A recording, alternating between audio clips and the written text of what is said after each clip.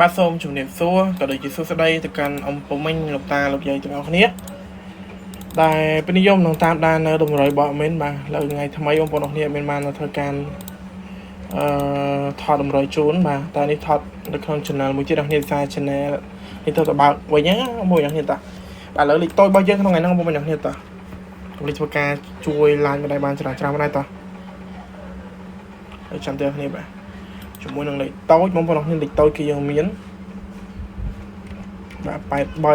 59 12 36បាទតោះអស់តុងបងប្អូនគ្នាបាទ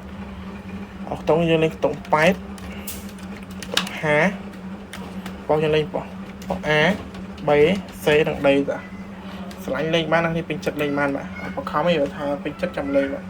តោះហើយលើជាមួយនឹងធំយើងមាន3 85ចាក់គុណ369ចាក់គុណ325ចាក់គុណតោះហើយទាំងអស់គ្នាបាទអរគុណច្រើនជួយ like subscribe channel នេះផងដែរតោះបាយបាយ